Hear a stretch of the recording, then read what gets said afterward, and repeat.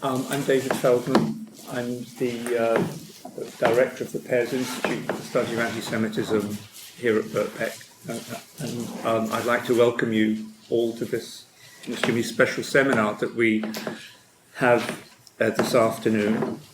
I'm really very pleased to be able to introduce Joanna Michlic, who is currently a Rothschild Foundation visiting fellow here at the Pears Institute, but when she's not here, and more usually, is director of the Hadassah Brandeis Institute project on families, children, and the Holocaust. She's produced numerous essays and books on chiefly on the reception of the Holocaust in Eastern Europe and on Polish-Jewish relations. Her book, Poland's Threatening Other, The Image of the Jew from 1880 to the present, was published in 2006. And next year, a co-edited volume, Bringing the Dark to Light, The Reception of the Holocaust in Post-Communist Europe, will be published as well. And that, not coincidentally, is the title of your talk at this afternoon. Thank you, David. Thank you very much for this very kind introduction. And I would like to take this opportunity to thank you and John for your hospitality, wonderful hospitality. What I'm going to present to you today is a part of my research on the memory of the Holocaust in Eastern Europe. And I will be giving you an overview and interpretations of the development of memory in the post-communist period. I started to work on this project approximately 12, 13 years ago when I first studied the Jedwabne debate, which will also appear here as one of the subjects. I don't know how many of you know about the Jedwabne debate. This was the major debate about the past, the dark past in the history of Poland in relations to Jewish minority. The debate was triggered by a slender-looking book written by Jan Thomas Gross, Neighbors, and it was the longest-lasting debate, lasted almost 2 years than any other debates in post-communist Poland or communist Poland. And in some ways, this debate and the subject, the Jedwabne, define some key issues about the memory of the Holocaust in Poland. And I would argue that in some ways also we can look at the possibilities, the presence or lack of similar debates in other countries of the post-communist bloc and see the development. But let me begin on a more general note. In 1945, only few grasped the extent of the destruction of East European Jews and their civilization and the implications of this loss for their regions.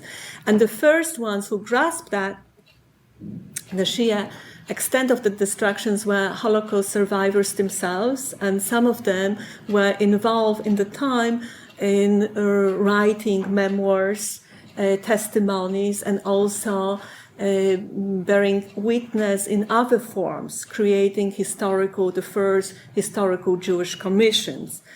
The other first witnesses who grasped the extent of the Holocaust were, of course, Soviet Jewish eyewitnesses who saw the Holocaust by bullets, and among them were artists, writers, poets, as well as photographers who documented that consequences of the Holocaust.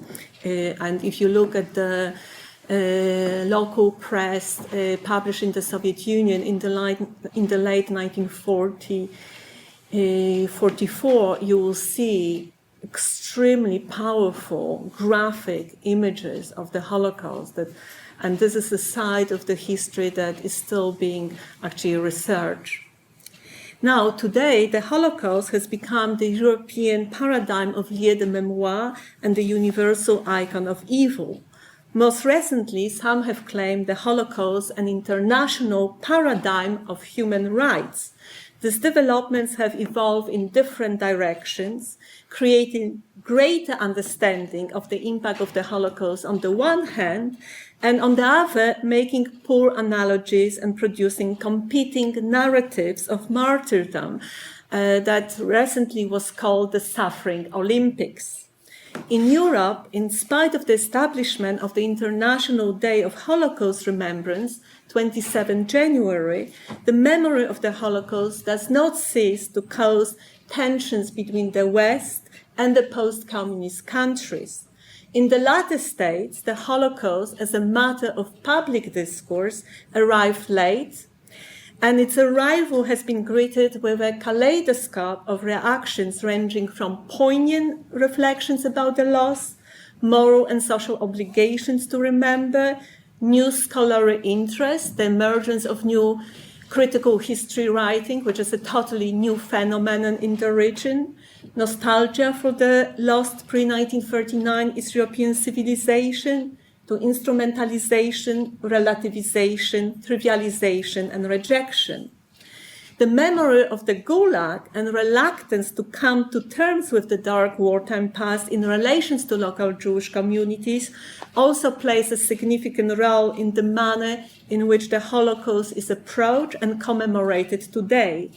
At the same time, in Belarus, Ukraine, and Romania, where millions of Jews were executed by shooting and then buried in mass graves, the Holocaust is today manifesting itself in an extraordinarily tangible manner, demonstrating that the wartime past is still very much part of the present. And I'm talking here about the uncovering of corpses of the murdered Jews only in the last 5 years and giving them proper burial. Some of the people involved in these projects include also foreigners, such, and you might have heard about, I'm sure many of you know about the project by Father Patrick Desbois, a French priest, who wrote a book, The Holocaust by Bullet, about his experiences, and he is one of the key figures who cooperates also with Jewish organizations, giving proper burial to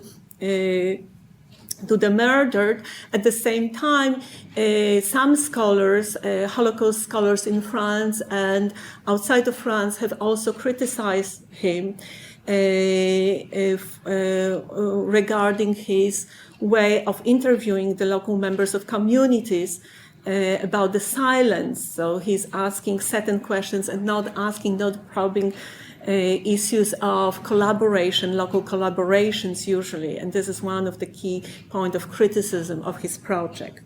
Now, before I will move on discussing the memory of the Holocaust in post-communist period, I would like to say a few words about the division and between Western Europe and Eastern Europe, and some issues pertaining to the history of the Holocaust in the two regions and the memories that developed. So, of course, in Western Europe, we can say that the Holocaust was much more of an abstract event, because we have to keep in mind that 5.5 million Jews actually perished in Eastern Europe, as Lucy Davidovich in one of her first books has written. So for that reason, we could argue that it was easier to think about the Holocaust in Western Europe because it was more of an abstract event. So we also have to keep in mind that over the first 2 decades till 1960s, late 1960s, the memory of the Holocaust was also suppressed in Western Europe for political and social necessities, as some of the scholars have working on the subjects argue. But of course, it was much harder to think about the Holocaust in societies where the massive machinery of genocide had actually been let loose, taking not only victims but accomplices as well. The messiness of actual historical experience made it difficult to imagine clarity, and it still makes it difficult to imagine that clarity.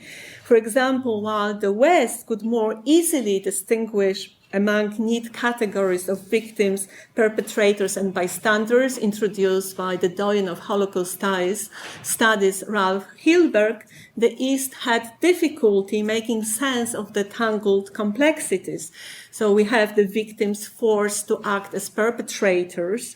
When we look at the Jewish police were the largest manpower component in the many ghetto roundouts. Perpetrators as rescuers. I'm thinking here about individual perpetrators as rescuers. Those who had the power to kill also had the power to save.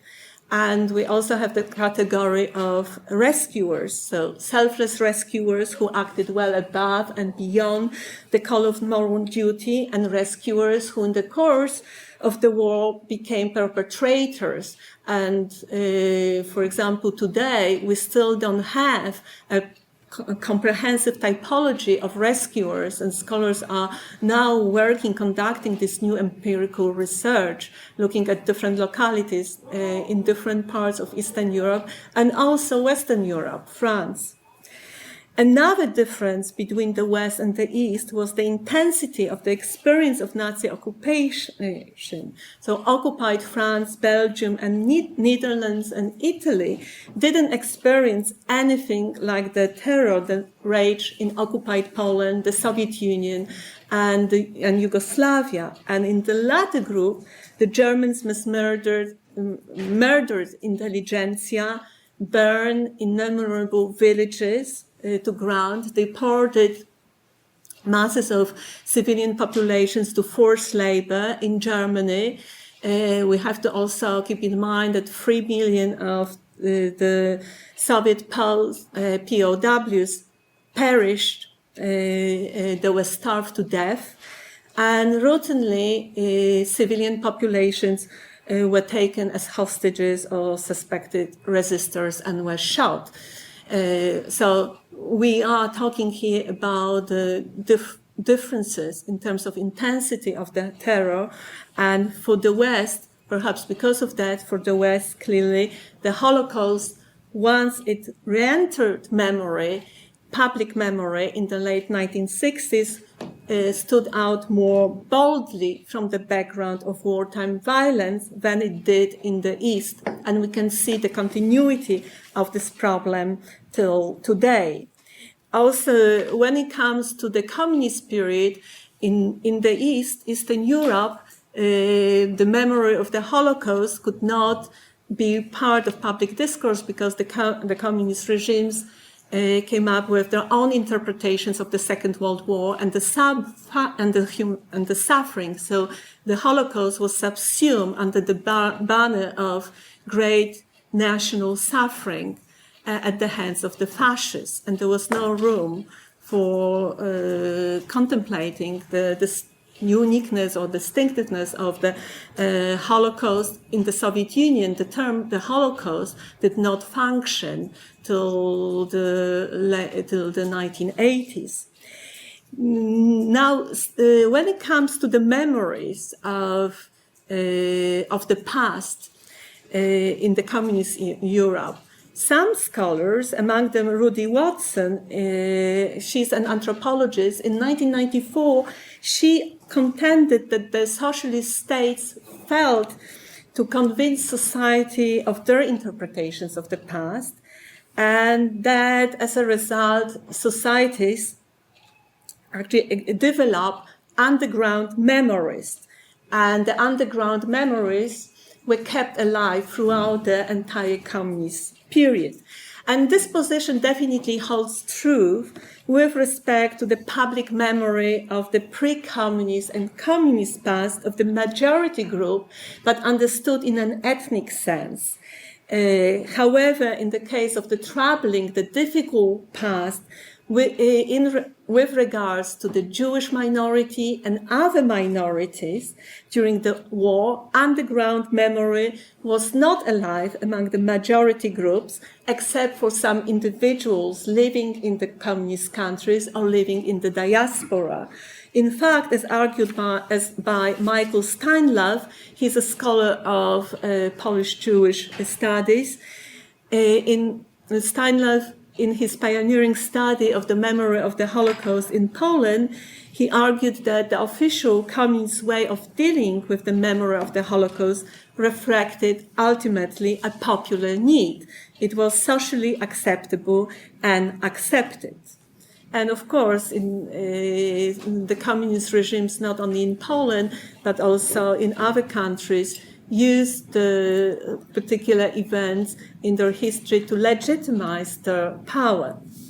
Now, when communism collapsed in Eastern Europe in 1989 and in the Soviet Union in 1991, coming to terms with the Holocaust was one of the political, moral, and cultural challenges that encumbered post-communist Europe's return to Europe. If the citizens of the post-communist bloc aspire to the new European values, then they were obliged to adopt the thinking about the Holocaust that was prevalent in Stockholm, New York, Brussels, and London. In the initial euphoria of the end of history, the difficulties with reconciling the two Europe's understanding of the Holocaust didn't seem to loom large. But as time passed, it became clearer that post-communist Europe was not finding it so easy to accept the Western model of the Holocaust. In fact, there was considerable resistance, often taking on similar forms in different countries, and we see how this resistance continues till now. In Eastern Europe, the late 1980s and the beginning of the 1990s witnessed what the historian Patra Kenny calls a carnival of revolution. As we know, this carnival of revolution was remarkably peaceful in Central Europe, but it was violent in the Balkans. The carnival was marked by the explosion of plethora of memories.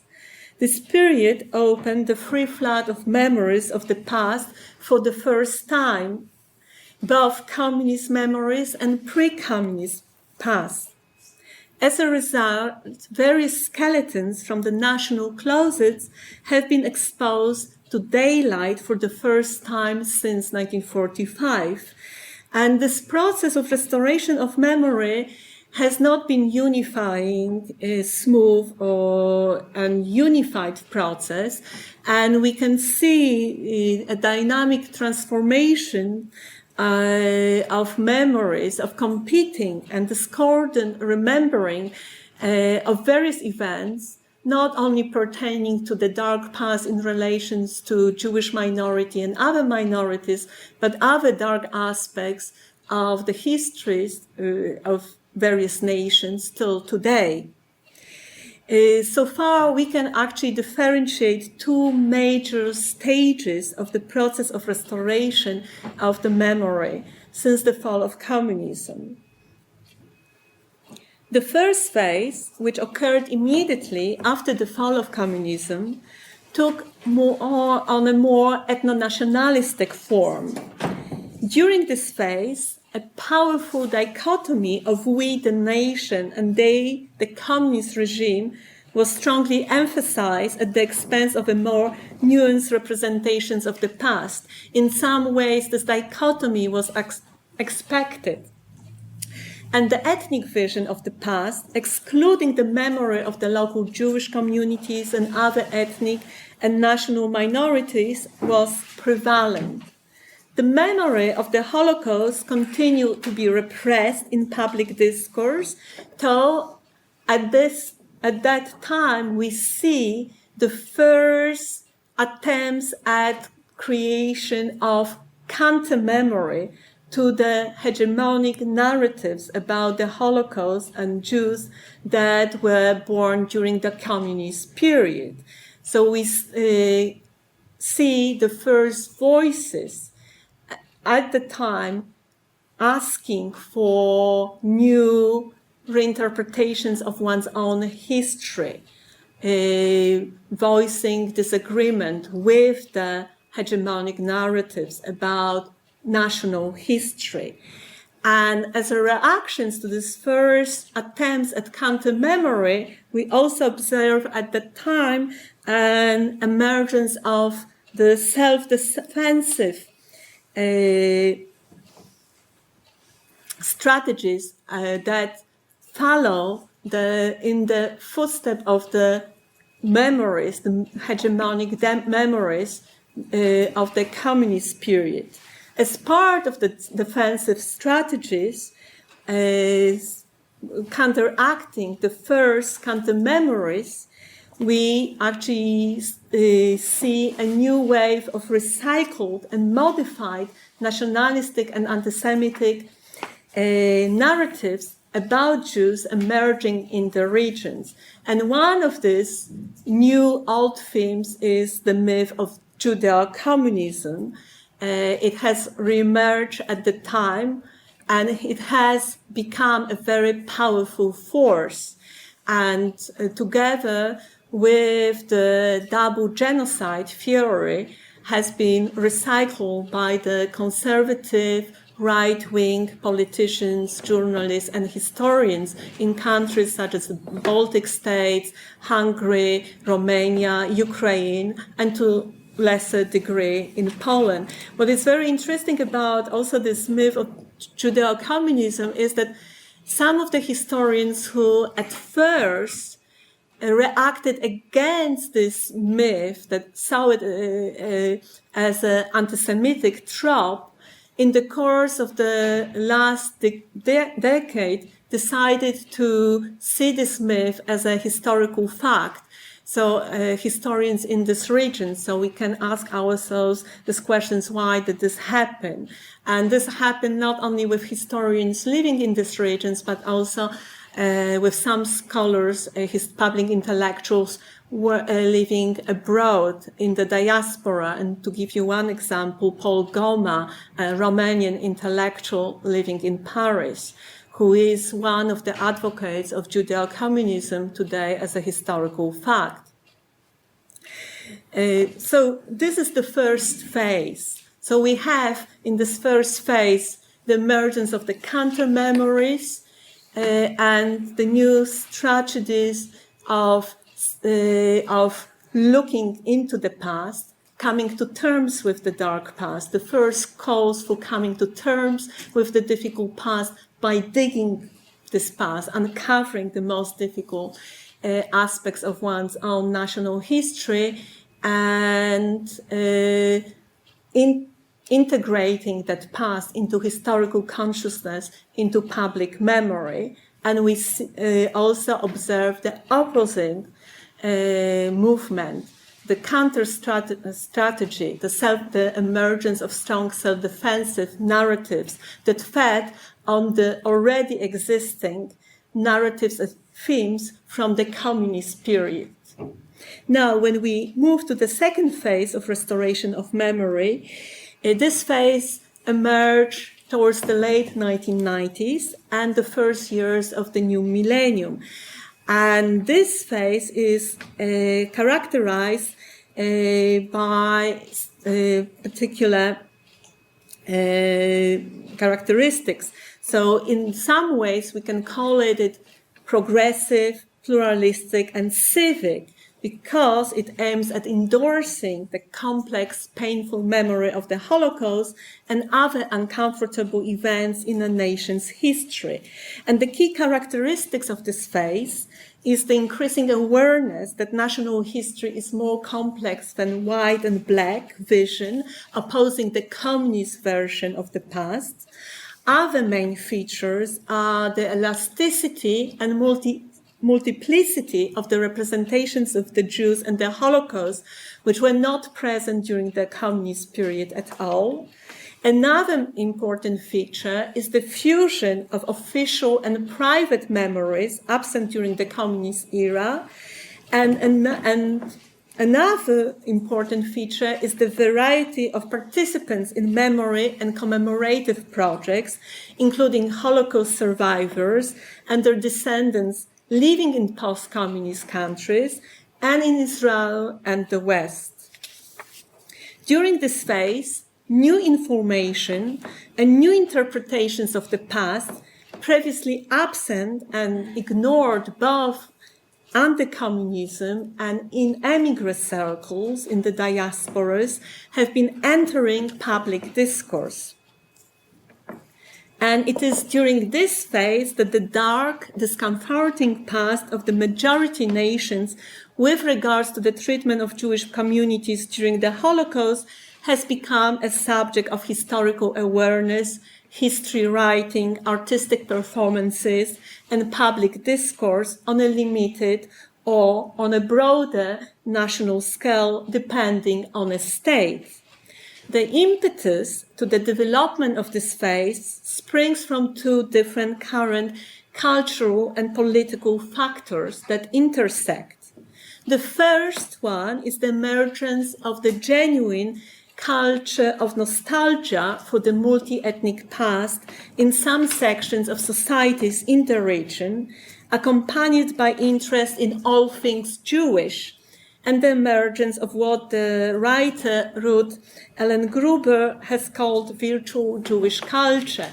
As many of you know, when Ruth Gruber coined that concept, the virtual Jewish culture, for the first time in the 1990s, she was quite critical of it. Now, with the new developments in Eastern Europe, she has reevaluated this new phenomenon and looks upon it in more positive ways. On a smaller local scale, this process has even led to the emergence of the self-proclaimed carriers of the lost East European Jewish civilizations, and one of them is Janusz Makuch. I don't know how many of you know this name. He is the director of the highly successful annual International Jewish Festival in Krakow. He proclaimed in May 2007 something to that effect, and I cite, "People have to realize the dimensions of the enormous evil that was done here and understand that it is important to cleanse themselves of it. The festival creates a confessional space that should help people realize what happened here and what we have lost. We have to ask ourselves the question why we lost it, what our guilt is, what our Polish complicity is, in the fact that this Jewish world is not only gone, but will never return." The end of quote. And we have a variety of this, of individuals like Janusz Markuch, local priests, local educators involved in all kinds of grassroots projects, such as cleaning Jewish cemeteries, taking care of Jewish cemeteries, not only in Poland, but also other countries, in Romania, in Ukraine. So this is a new phenomenon, and it springs from that nostalgia for that multi-ethnic past. But the second factor is the pragmatic realization that the Holocaust has become the contemporary European entry ticket, as discerningly observed by the late Tony Judd in his book, The Post-War. As a result, the countries which already joined the European Union in May 2004, and some of those that are awaiting admission, have discovered that it is far better politically to commemorate the Holocaust, and it is more profitable commercially to celebrate their multi-ethnic past than to deny it. Politicians of these countries recognize that endorsing multiculturalism is a means of gaining respectability and visible international status in the West, as well as the funds coming from EU. Therefore, their new endorsed reconceptualizations of Jews and the Holocaust tend to perceive the perished Jews as good citizens and Jewish survivors and their descendants living in the West as welcome visitors. On occasion, however, state officials utter pronouncements that contradict the new stance on Jews and the Holocaust, as various speeches of Romanian, Hungarian, and Baltic states representatives have demonstrated throughout the 1990s and the first decade of the 21st century, up to the present.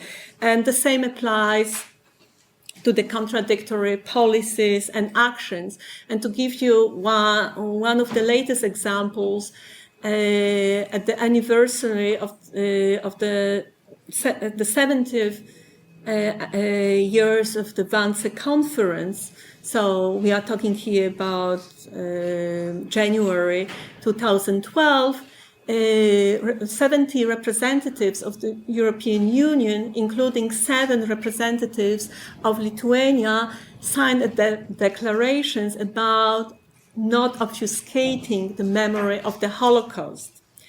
And the Minister of Foreign Affairs of Lithuania strongly opposed to that declaration, and then the Prime Minister of Lithuania had to correct that, and he spoke about existence of some misunderstanding, that of course a Minister of Foreign Affairs was misunderstood by the public media outside of Lithuania. So this is a typical situation where we have a constantly problem of misunderstanding, of issuing of contradictory statements.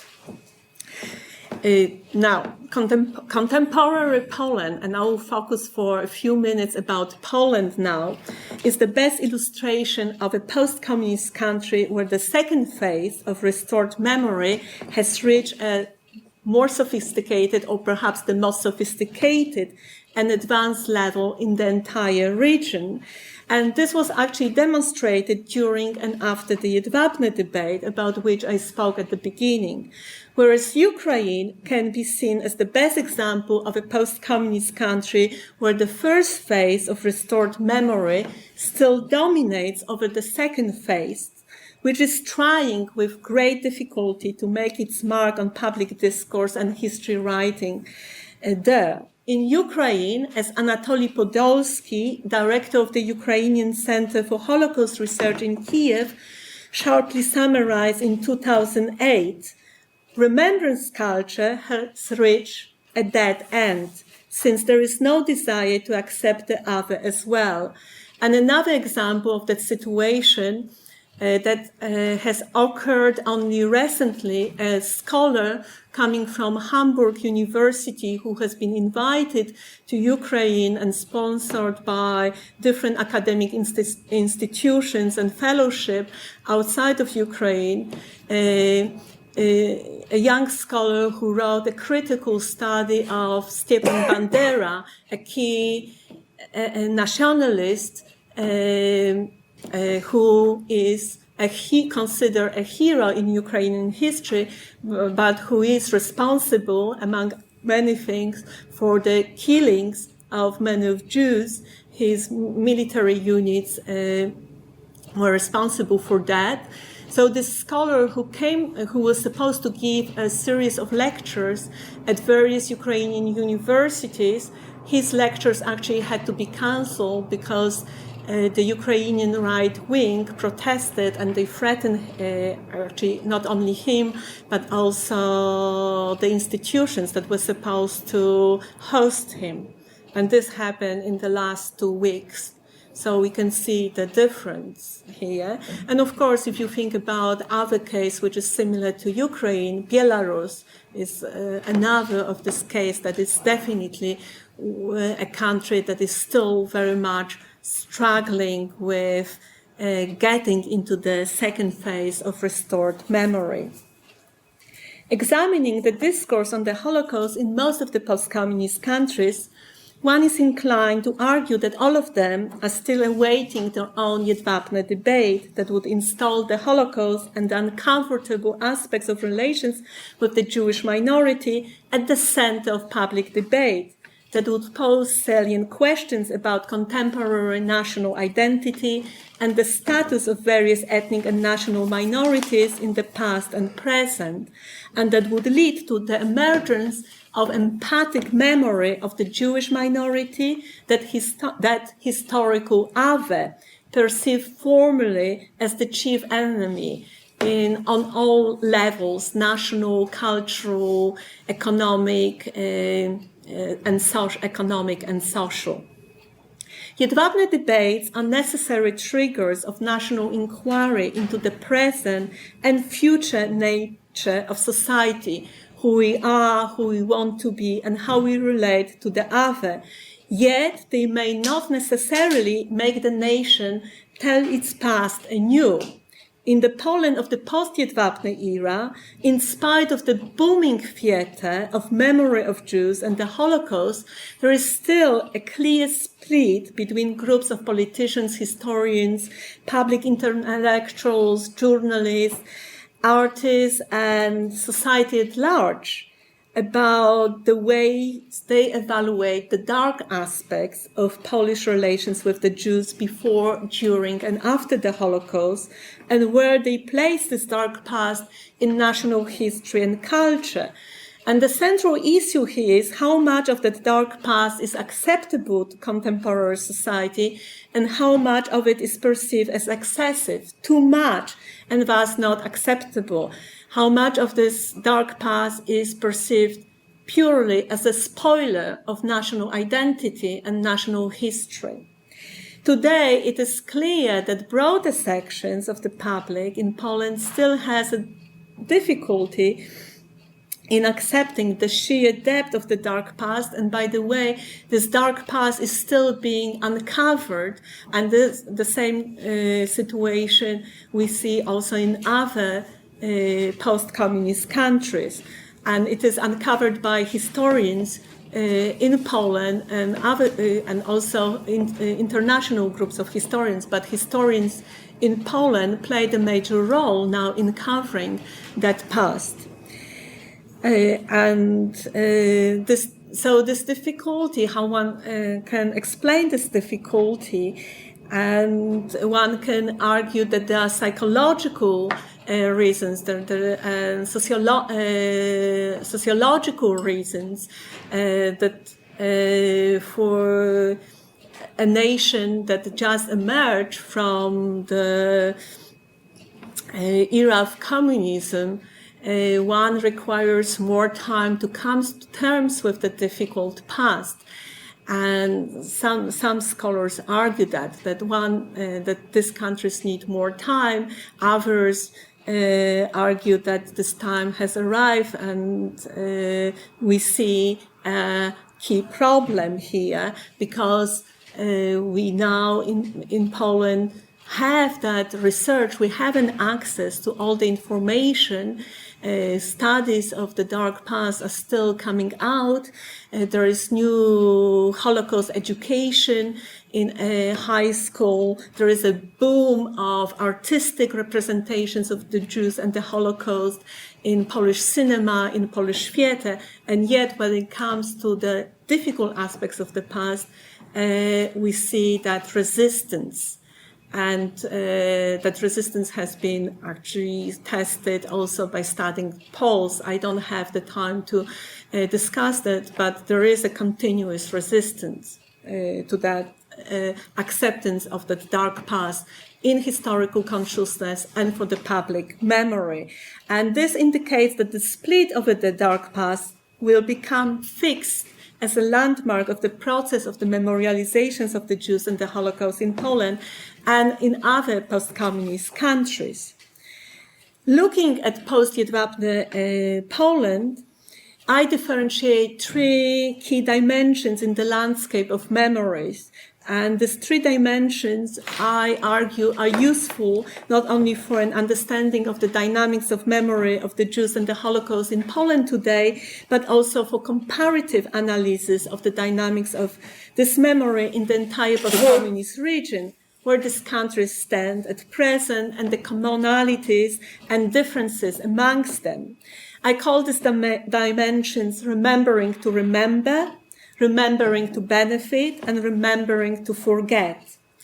Now, remembering to remember is a process that underscores on both the cognitive and moral level the void left after the genocide of Jews and the majority nation-Jewish relations in all its aspects, including all the wrongs done to the Jewish minority before, during, and after the Holocaust, and also to other ethnic and national minorities. In the case of Poland, that would be also the Slavic minorities. The intentions of the advocates of remembering, to remember, is to mourn and commemorate the loss of pre-war Jewish citizens and to come to terms with the dark past in relations to the Jewish minority by making this past an integral part of national history, present historical consciousness, and public memory.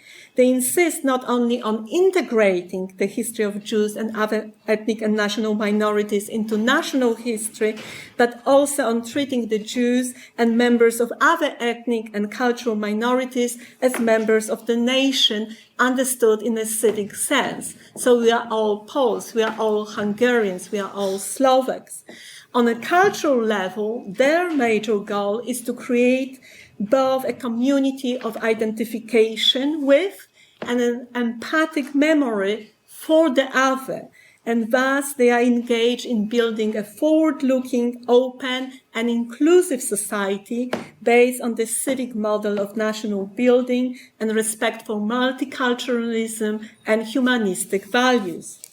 In the remembering to benefit dimension, the key intention behind the recalling and commemorations of the Holocaust is the achievement of tangible goals on individual, regional, and national level. Here, the focus is not so much on the past and on the identifications with the other, but rather on utilizing the past in pursuit of tangible benefit, such an evaluated status and respectability in the international arena. With regard to the history of the Jews in their nations, the advocates of this mode emphasize that the Jewish minority has long been present and that the descendants of this minority living abroad today are welcome to become part of and to invest in the new post-communist entity. They posit that Israel and Western diaspora Jews should view the country of their ancestors with a completely fresh eye. They insist on treating the present moment in history as a 0 point in forging new and mutually beneficial relationship with the Jews in the West and in Israel. Though they might acknowledge, they don't deny the dark past in the history of their nation. For them, that past is a closed chapter on which one should not dwell, but instead look to the future, and the future is definitely bright in their vision. In the remembering to forget dimension, the third category, the memory of the Jews and the Holocaust is understood as an awkward problem that does not fit well with the conservative, religious, Catholic or Orthodox, depending on the state, ethno-nationalistic model of the nation. Here, the interest in the Jewish past and the Holocaust is greeted with tension and is disdainfully referred to as an imported fashion for Jews, as an important fashion for Jews from the West, or as an important fashion for Jews from the EU.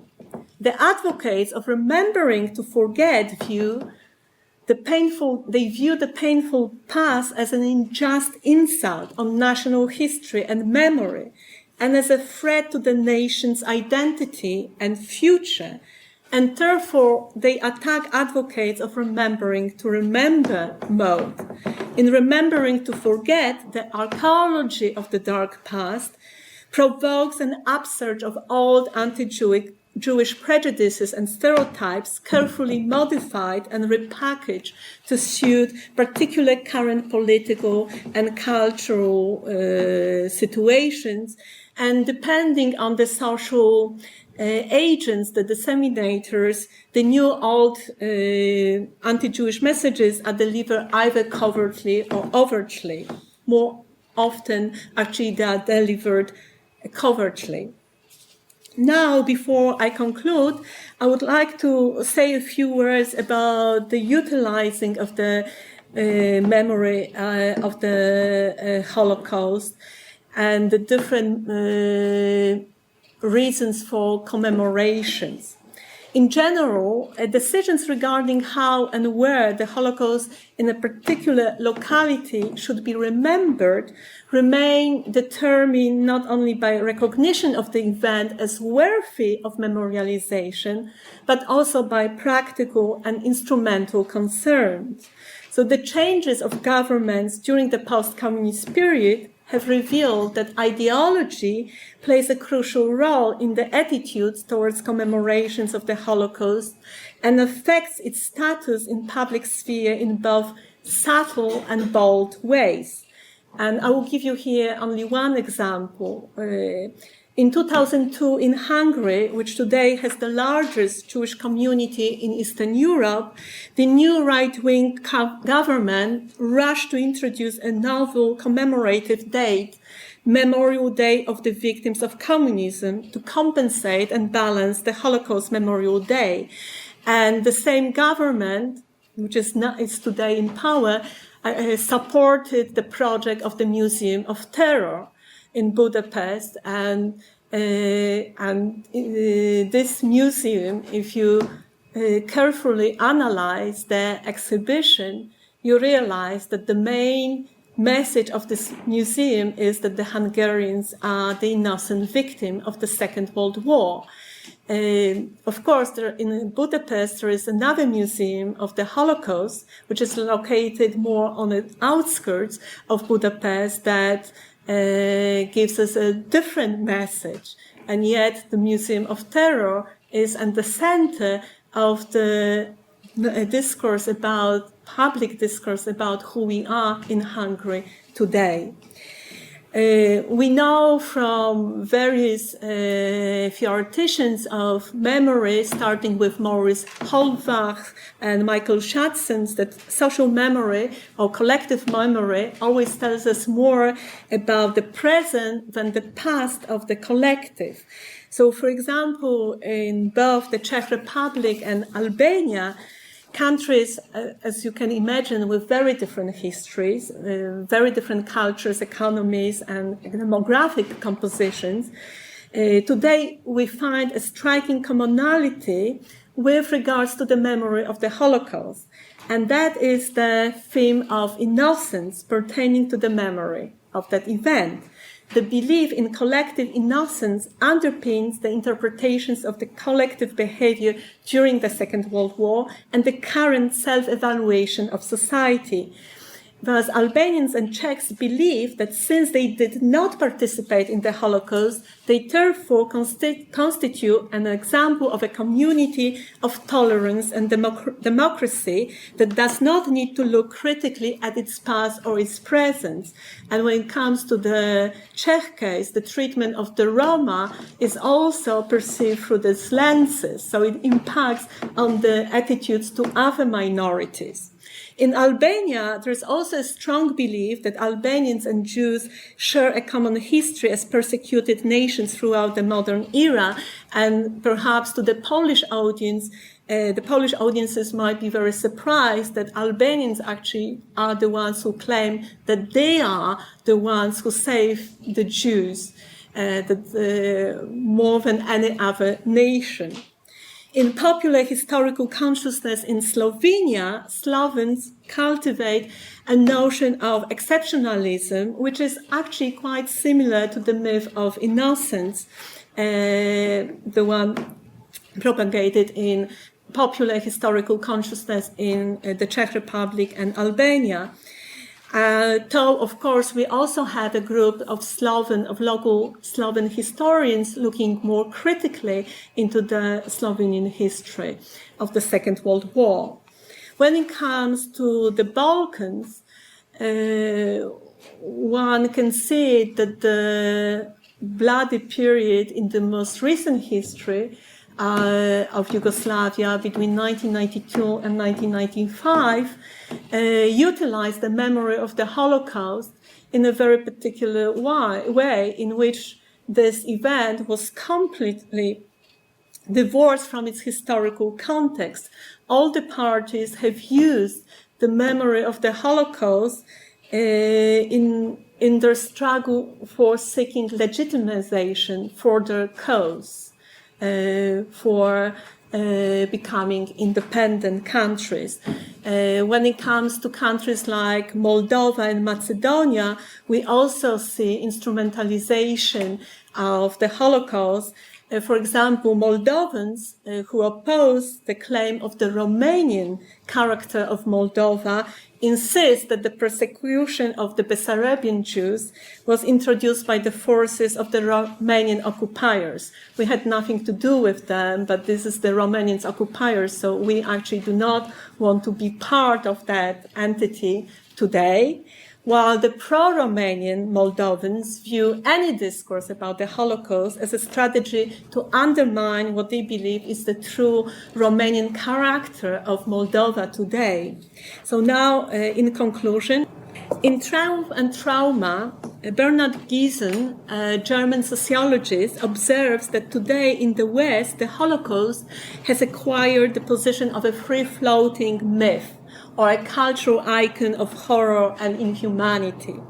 But in post-communist Eastern Europe, approaches towards the meanings of the Holocaust still have a rather more specific local character, embedded in wartime and post-war communist history, though Western influences are also visible in some cases. Characteristically, any acceptance of the remembering to remember landscape of memory with its new rituals of commemorating the Holocaust provokes counter-rituals. The rise of critical history in the region provokes a counter-history, the monumental history writing, which is underpinned by the fear of negative nationalism.